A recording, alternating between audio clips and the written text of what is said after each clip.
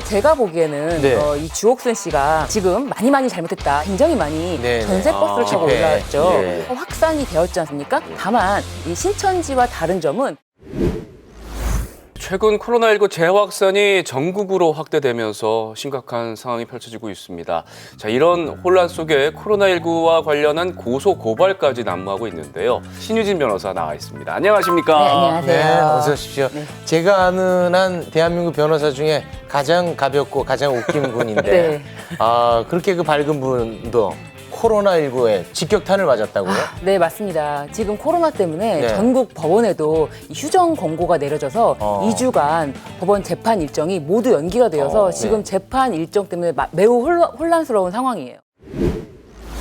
사랑제일교회와 관련된 누적 확진자가 지금 900명을 넘어선 상황이고 참 심각합니다. 근데 이런 상황에서 정강훈 목사가 이게 책임을 갖고 있는데도 불구하고 계속 이상한 행동을 하면서 그런 태도들이 국민들로 하여금 분노를 더 일으키고 있는데 이 정강훈 목사를 중심으로 한 고소 고발도 계속 이어지고 있지 않습니까? 네, 그렇습니다. 이 정광훈 목사는 자가격리 대상자인데 그걸 위반하고 집회에 참석했고, 그리고 뭐 허위 사실을 통해서 신도들의 진단 검사를 고의로 지연시키고 이런 행위에 의해서 감염병 예방법에 의해서 사실은 지금 고발이 된 상태입니다. 예. 그래서 지금 정광훈 목사의 그 휴대전화도 압수수색이 된 상태인데 가장 중요한 거는 이 지금 집회에 참석할 때 많은 분들이 휴대전화를 끈 채로 집회에 참석했다. 이런 내용은 확인된 사실이거든요. 네, 추적 못하게 끈 거죠? 네, 그 역학 조사를 방해한 거예요. 네. 그런데 휴대전화를 집회에 참석할 때 당연히 끄는 건 아니잖아요.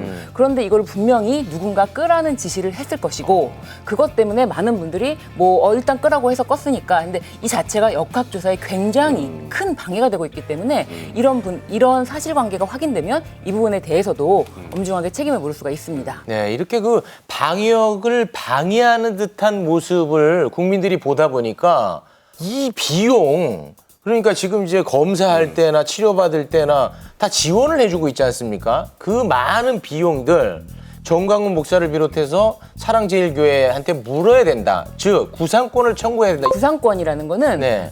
책임이 없는 사람이 먼저 그거를 돈을 내고 그 다음에 최종 책임이 있는 사람에게 최종적으로 그 변상 책임을 묻는 건데 예. 지금 이 확산에, 이 코로나19 확산에 가장 큰 책임이 있는 정광훈 목사에게는 이 구상권 행사를 할 것이라고 이미 발표를 했는데, 이 부분에 대해서는 인과관계랑 그 책임 범위, 그리고 어느 정도까지 이 책임을 물을 것인가, 이 부분에 대해서 정리가 되면은 청구 가능합니다. 우선 입증이 좀 돼야겠는데 네. 근데 법조인 입장에서 보시기에 네.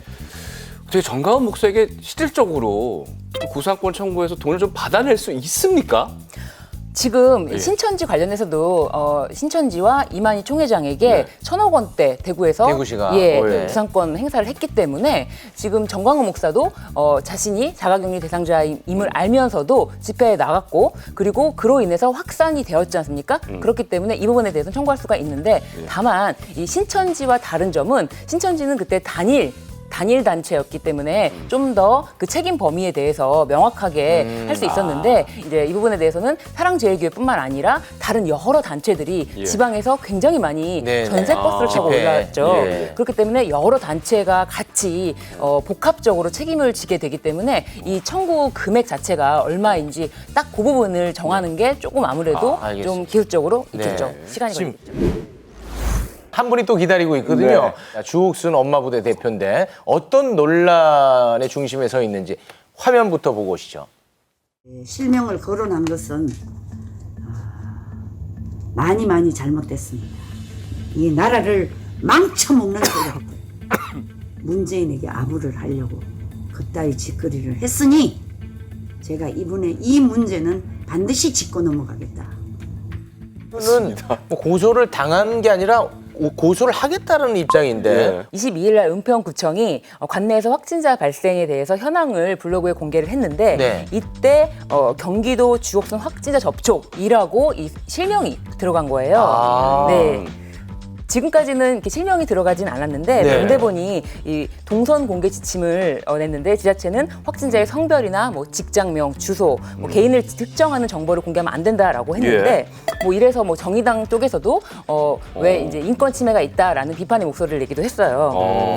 그럼 실명 공개된 게 주옥순 씨가 처음인 겁니까? 사실은 처음입니다.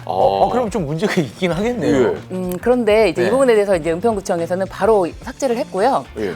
제가 보기에는 네. 이 주옥순 씨가 지금 많이 잘못했다, 내 이름 공개했다라고 하시면서 네. 고소를 했는데 그것이 명예훼손과 공무상 비밀 누설죄예요.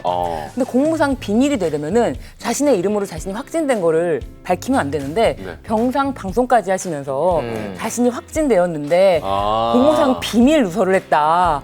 확진된 거는 비밀은 아니잖아요. 이미 비밀이 아니다. 비밀은 일단 아니고요. 예. 네. 그 명예훼손 관련해서는 검토해 보건데 그 이분이 이 역학조사에 제대로 응하지를 않았어요. 이분한테 가서 뭐 전화를 여러 차례 했는데도 받지도 않고 그 동선 공개 요청을 해도 제대로 얘기를 하지 않고 심지어 GPS 검토를 해보니까 이분이 뭐 자택에 있었다라고 하는데 무려 한 500분 정도 시간 동안에는 집에 있지 않고 다른 장소에 있었다는 거예요. 그렇기 때문에 이분에 대한 이 확진자 접촉을 막기 위해서 아마 이런 공개를 했다라고 하면은 공익성. 공익 때문에 이게 비교 형량상 아무래도 뭐 위법성이 있다고 보기는 어렵지 않을까. 이미 그럼 만약에- 역학조사에 좀 방해를 했었고 그러네요. 네. 만약에 은평구청장이 의뢰해오면 이길 수 있어요? 제가 네. 한번 맡아보겠습니다. 알겠습니다. 네. 네. 마지막에 또 빵 묶여주시네요. 알겠습니다. 법적인 문제 저희가 다뤄봤는데 이 법적 처벌이 중요한 게 아니고 이 방역에 협조를 하는 게 중요합니다. 네, 그 부분을 마지막으로 한 번 더 짚고 마무리 짓도록 하겠습니다. Stay